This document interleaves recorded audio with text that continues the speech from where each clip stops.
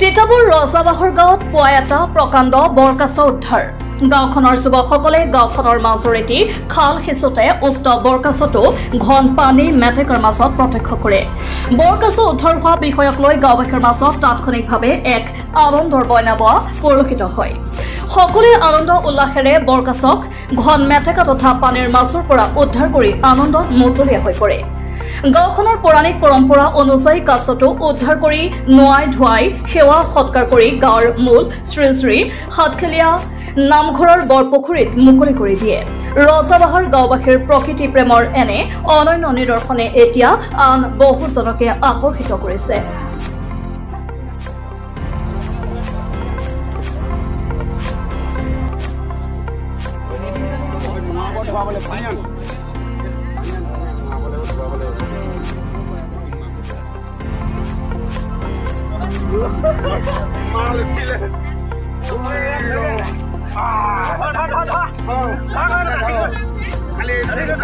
গাছি নেবি নহলে কেলা বাবু আকৌ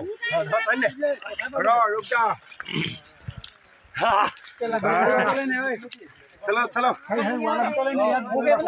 মুখখন মুখখন চুইচ অফ কৰিবই লাগিব তাইক।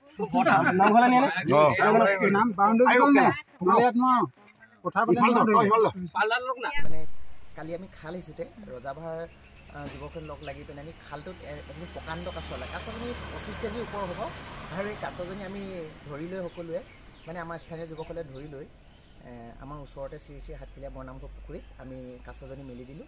আৰু আমাৰ এই নামঘৰ পুখুৰীত কেইবাজনীও কাছ আছে। আমাৰ ৰজাভাৰ গাঁওখন এইটো কাৰণে প্ৰসিদ্ধ, ইয়াত যদি কেনেবাকৈ কাছ ওলাই নহয় কোনো নাখায়। আৰু সেই কাছবিলাক ওলালে ধৰি নি পিনে আমি নামঘৰ পুখুৰীত মেলি দিওঁ। কালিও তেনেদৰে খাল এটা সিঁচোতে কাছজনী ওলোৱাৰ লগে লগে গোটেই ওচৰৰ মানুহে কিমান আনন্দ পাইছে আৰু সকলোৱে ধৰি মেলি দি নামঘৰত মানে হাতে চুই মেলি মিলিছে। এটা তাৰমানে উৎসৱমূলক পৰিৱেশ সৃষ্টি হৈ গৈছে, সঁচাকৈ ভাল লাগে।